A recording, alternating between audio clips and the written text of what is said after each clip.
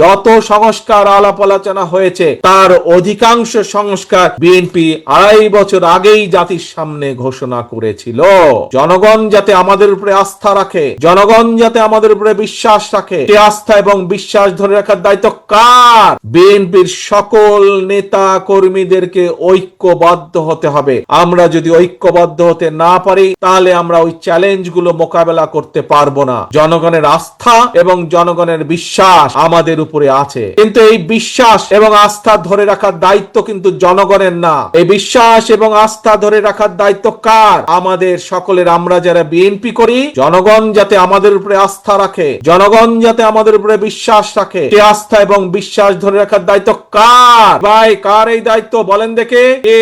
শুনতে পাই না। আমি অনেক দূরে, হাত তুললে আমি দেখতে বুঝতে পারবো যে কার। আপনারা বলছেন কি আপনাদের? ইয়েস, এই দায়িত্ব হচ্ছে শহীদ জিয়ার প্রতিটি নেতা কর্মীর, এই দায়িত্ব হচ্ছে খালেদা জিয়ার প্রতিটি নেতা কর্মীর, এই দায়িত্ব হচ্ছে শহীদ জিয়ার নেতা কর্মীর, এই দায়িত্ব হচ্ছে খালেদা জিয়ার নেতা কর্মীর। দায়িত্ব জনগণের যে আস্থা আমাদের উপরে আছে, এই আস্থাকে ধরে রাখা। প্রিয় ভাই বোনেরা, আসুন, এই দেশ আমাদের সকলের। এই দেশ বাংলাদেশের 20 কোটি মানুষের দেশ। শহীদ জিয়া স্বাধীনতা ঘোষণার মাধ্যমে এই দেশের মুক্ত করার, এই দেশকে স্বাধীন করার যুদ্ধ ঘোষণা করেছিলেন। পরবর্তীতে 90-এ স্বৈরাচারের বিরুদ্ধে আন্দোলন করে স্বৈরাচার মুক্ত করেছিলেন এই দেশ দেশনেত্রী খালেদা জিয়া। আজই সেই দলের নেতা এবং কর্মী হিসাবে আজ আপনাদের উপরে পবিত্র দায়িত্ব, সামনের দিনে এই দেশকে এগিয়ে নিয়ে যাওয়া, দেশকে পুনর্গঠন করার জন্য। প্রিয় ভাই বোনেরা, আপনাদের নিশ্চয়ই মনে আছে সকলের, প্রায় 2 বছর আগে স্বৈরাচারের সময় আমরা বাংলাদেশের মানুষের সামনে 31টি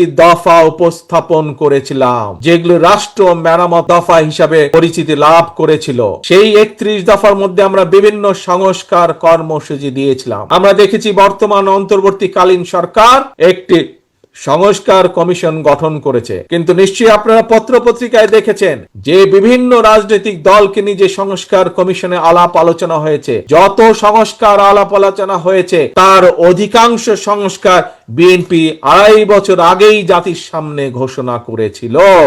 আজ অনেকে সংস্কার নিয়ে করছে, কথা বলছে, কিন্তু এই সকল সংস্কারের কথা আমরা আগেই বলেছি, কারণ আমরা বিশ্বাস করি যে এই দেশকে যদি সামনে এগিয়ে নিতে হয়, এই দেশের মানুষের জীবন ব্যবস্থার যদি উন্নতি করতে হয়, তাহলে কতগুলো ব্যাপারে রাষ্ট্রের সংস্কার করতে হবে।